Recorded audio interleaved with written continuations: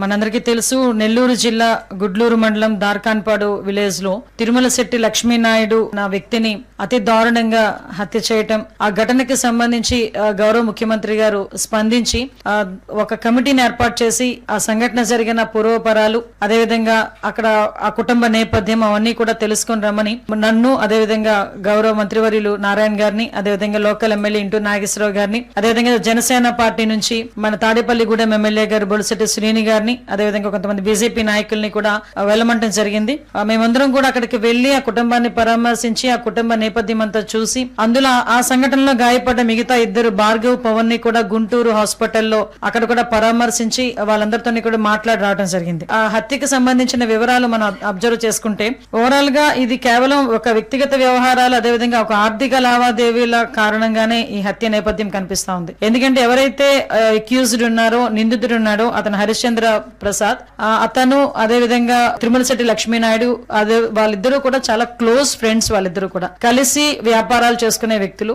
వాళ్ళు ఎప్పటి నుంచో ఒకే అసోసియేషన్ లో ఉండే పరిస్థితి. అంటే వాళ్ళిద్దరూ కూడా మంచి స్నేహితులుగా ఉండి వాళ్ళ తాలూకు జీవన విధానాలను ముందుకు సాగిస్తున్న నేపథ్యంలో ఒక ఆర్థిక లావాదేవీ ఏదైతే 2,30,000 రూపాయలు ఏదైతే లక్ష్మీనాయుడికి ఇవ్వాల్సిన అవసరం ఉందో ఆ నేపథ్యంలో, అదేవిధంగా చిన్న చిన్న వ్యక్తిగత కారణాల దృష్ట్యా వాళ్ళిద్దరి మధ్యలో ఒక గొడవ స్టార్ట్ అయింది. ఆ గొడవ తర్వాత కూడా వాళ్ళు వెళ్ళి వార్న్ చేసుకోవడం, ఒకరినొకరు వార్న్ చేసుకోవడం అన్ని కూడా జరిగినాయి. నిందితుడు వాళ్ళ మీద ఎలాగైనా కక్ష తీర్చుకోవాలనే ఉద్దేశంతో ఒక ఇంటెన్షనల్ గా వాళ్ళ అన్నదమ్ములతో సైతం ముగ్గురు బైక్ మీద వెళ్తున్న సందర్భంలో వాళ్ళ ముగ్గురిని కూడా హిట్ ఇవ్వడం జరిగింది. అంటే కారుతో గుద్దడం ఒక ఎత్తు అయితే ఆ చంపిన విధానం కూడా చాలా బ్రూటల్ గా చంపిన పరిస్థితి కూడా కనిపించింది. దీని మీద చాలా క్లియర్ గా మనం ఒక్కసారి చూసుకుంటే అంత అతి దారుణంగా హత్య చేసి తర్వాత తప్పించుకోవాలి అనుకోవటం కానీ, లేకపోతే ఇమ్మీడియట్ గా అక్కడ హత్య చేసిన తర్వాత కూడా అక్కడ ఏదో రాడ్ తీసుకొని మిగతా ఇద్దరిని కూడా స్పాట్ లో లక్ష్మీనాయుడు గారు చనిపోయారు. ఆ మిగతా భార్గవ్, పవన్ మీద దాడి చేయటం, అదేవిధంగా ఇందులో ఇన్వాల్వ్మెంట్ ఉందన్నట్టుగా వాళ్ళ ఫాదర్ ని కూడా, ఎవరైతే నిందితుడు ఉన్నాడో నిందితుల తారీఖు తండ్రిని కూడా ఇందులోని వాళ్ళు చేర్చడం కూడా జరిగింది. ఇమీడియట్ గా నెల్లూరు ఎస్పీ గారు కూడా నిందితుల్ని పట్టుకుని రిమాండ్ కూడా పంపించడం జరిగింది. అదే కాకుండా వాళ్ళ తాలూకా ఆస్తులు కూడా కనుక్కొని ఆస్తులను కూడా జప్తు చేయడం కూడా జరిగింది. అంటే విషయం ఏంటంటే ఇక్కడ ఇమీడియట్ గా పోలీస్ యాక్షన్ తీసుకున్నారు. ఇమీడియట్ గా పోలీస్ కూడా రిమాండ్ కి పంపించారు. ఎక్కడా కూడా ఎటువంటి ఇబ్బంది లేకుండా చూసుకున్నారు. అదేవిధంగా కంపల్సరీగా ఆ కుటుంబం ఏదైతే ఉందో ఆ కుటుంబాన్ని కూడా మనం హక్కును చేర్చుకోవాల్సిన అవసరం ఉంది. అది ఎందుకంటే ఆ భార్య కూడా చిన్నపిల్ల, ఆ అమ్మాయికి ఇద్దరు పిల్లలు, ఆడబిడ్డలు. ఒకరు 1 సంవత్సరం ఆడబిడ్డ, ఇంకొకరు 4 సంవత్సరాల ఆడబిడ్డ. వాళ్ళతో పాటు ఎవరైతే గాయపడ్డారో లక్ష్మీనాయుడు తాలూకా సొంత తమ్ముడు పవన్, ఆ అబ్బాయికి యాక్సిడెంట్ తర్వాత, యాక్సిడెంట్ ఇన్ ద సెన్స్ అతను చేసిన యాక్సిడెంట్, ఇంటెన్షనల్ గా చేసిన యాక్సిడెంట్, ఆ యాక్సిడెంట్ తర్వాత అతనికి వెన్నుపూసలో ప్రాబ్లం అయ్యి ప్యారలైజ్ అవ్వడం జరిగింది. తనకి మళ్ళీ ఆపరేషన్ కూడా చేశారు. తను తిరిగి కోలుకోవాలంటే కూడా చాలా టైం పడుతుంది. చిన్న నాన్న కొడుకు భార్గవ్ ఉన్నారు, అతనికి కూడా కాల్ ఫ్రాక్చర్ అయ్యి తను కూడా హాస్పిటల్లో ఉన్నారు. అయితే ఇదంతా జరుగుతున్న నేపథ్యంలో డెఫినెట్ గా కుటుంబాన్ని ఆదుకోవాలని గౌరవ ముఖ్యమంత్రి గారు ఒక కమిటీని ఏర్పాటు చేసి మేము పంపించడం జరిగింది. పంపించిన తర్వాత ఇమీడియట్ గా వాళ్ళందరికీ కూడా న్యాయం చేయాలనే ఉద్దేశంతోనే గౌరవ ముఖ్యమంత్రి గారు చాలా సుదీర్ఘంగా దీని మీద చర్చలు జరిగినాయి. ఎందుకంటే ఒకటి అంత బ్రూటల్ గా చంపే పరిస్థితి రాకూడదు. ఒకటి అంటే ఇక్కడ 2 నేపథ్యాలు. ఒకటి నిందితుడికి శిక్ష పడాలి అన్నది ఒక ఆస్పెక్ట్ అయితే, ఎవరైతే బాధితులు ఉన్నారో వాళ్ళకి ప్రభుత్వ పరంగా మనందరం కూడా సహాయ సహకారాలు అందించాలి, వాళ్ళకి కూడా భరోసా ఇవ్వాలి అన్న నేపథ్యం ఒకటి. ఈ రెండిట్లోని నిందితుడికి శిక్ష పడాలి. నేను అక్కడికి వెళ్ళినప్పుడు కూడా, నేను మంత్రి గారు అందరం కూడా వెళ్ళినప్పుడు కూడా వాళ్ళ భార్య తను ఒకటే కోరుకుంది, నాకు నిందితుడికి శిక్ష పడాలి, ఎట్టి పరిస్థితుల్లోనే నాకు లాంటి పరిస్థితి ఇంకా ఆడదానికి రాకూడదు.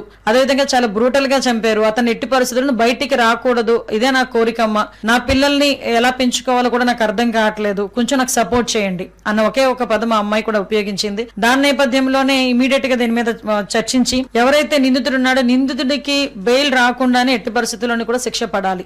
దీనికి ఏ రకంగా చేయాలి, పర్టికులర్ గా ఇప్పుడు ఫాస్ట్ ట్రాక్ కోర్ట్స్ ని దీనికి అప్పగించడం జరిగి, ఈ కేసును అప్పగించడంతో పాటు ఒక స్పెషల్ పీపీని కూడా ఏర్పాటు చేసి ఈ కేసును అతి త్వరితగతిన మనకు కన్విక్షన్ కు వచ్చేటట్టుగా చేయటానికి ప్రభుత్వ పరంగా అన్ని చర్యలు కూడా తీసుకోమని గౌరవ ముఖ్యమంత్రి గారు ఆదేశాలు ఇవ్వడం జరిగింది. దాని మీద ఈ రోజు ఆ పరిస్థితి కూడా మేము ముందుకు తీసుకెళ్తున్నాం. అదేవిధంగా ఇప్పుడు ఆ కుటుంబాలని కూడా మనం ఆదుకోవాలి కాబట్టి ఎవరైతే చిన్న బిడ్డలు ఉన్నారో, ఆడబిడ్డలు, ఇద్దరు కూడా ఆడబిడ్డలు, ఆ ఇద్దరు పిల్లలు, అదేవిధంగా తల్లి అంటే లక్ష్మీనాయుడు భార్యకి వాళ్ళిద్దరు పిల్లలకి కూడా ముగ్గురికి 3 ఎకరాలు, అంటే 2 ఎకరాలు పొలముతో పాటు 5 లక్షలు వాళ్ళకి డబ్బులు కూడా ఇవ్వడానికి, ఆర్థిక సహాయం చేయడానికి గవర్నమెంట్ సిద్ధపడింది. ఈ చిన్నపిల్లలు ఎవరైతే ఎవరైతే ఉన్నారో వాళ్ళిద్దరికి కూడా ఫిక్స్డ్ డిపాజిట్ చేసి వాళ్ళు పెద్ద అయిన తర్వాత ఆఫ్టర్ 18 years వాళ్ళు తీసుకునేటట్టుగా కూడా ఫిక్స్డ్ డిపాజిట్ చేయడానికి కూడా గవర్నమెంట్ సిద్ధపడి ఆ ఇద్దరు పిల్లల తాలూకా చదువుకు మొత్తం కూడా గవర్నమెంట్ తీసుకునేటట్టుగా కూడా ఈ రోజు నిర్ణయం తీసుకోవడం జరిగింది. గౌరవ ముఖ్యమంత్రి గారు నిర్ణయం తీసుకోవడం జరిగింది. అదేవిధంగా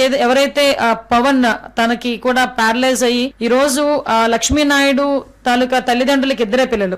ఒకళ్ళు లక్ష్మీనాయుడు అయితే చనిపోయాడు, ఇంకొక అబ్బాయి పవన్. ఆ పవన్ కూడా ఈ రోజు ప్యారలైజ్ అయి ఉన్నాడు, అంటే మనకి ఆపరేషన్ జరిగి ఇంకా నడవలేని పరిస్థితిలో ఉన్నాడు. కాబట్టి అతనికి కూడా హాస్పిటల్ ఖర్చులు భరిస్తూ 4 ఎకరాల పొలం ఇస్తూ 5 లక్షల రూపాయల డబ్బులు కూడా ఇవ్వడానికి ఈ రోజు గవర్నమెంట్ సిద్ధపడింది. అదేవిధంగా ఇంకొక అబ్బాయి భార్గవ్ ఎవరైతే ఉన్నారో ఆ అబ్బాయికి లెగ్ ఫ్రాక్చర్ ఒకటి అయింది. ఆ అబ్బాయి తాలూకా హాస్పిటల్ ఖర్చులు కూడా గవర్నమెంట్ భరిస్తూ 3 లక్షల రూపాయలు ఆ అబ్బాయికి ఆర్థిక సహాయం చేయడానికి కూడా ఈ రోజు గౌరవ ముఖ్యమంత్రి గారు ఆదేశాలు ఇవ్వడం జరిగింది. దాన్ని ఈ రోజు మీ అందరి ముందుకి మేము పెట్టడం జరుగుతుందండి. కానీ ఒకటి మాత్రం చాలా క్లియర్, ఇలాంటి పరిస్థితులు ఎట్టి పరిస్థితుల్లోని పునరావృతం కాకూడదు. ఒక ఎత్తు అయితే ఇటువంటి పరిస్థితుల నేపథ్యంని బేస్ చేసుకొని చాలా మంది కులాల మధ్యలోనో ప్రాంతాల మధ్యలోనో చిచ్చులు పెట్టడానికి కూడా రెడీ అయ్యే పరిస్థితులు కూడా కనిపిస్తున్నాయి. అటువంటి పరిస్థితులు కూడా రాకూడదు అని నేను మాత్రం మనస్ఫూర్తిగా కోరుకుంటున్నాను.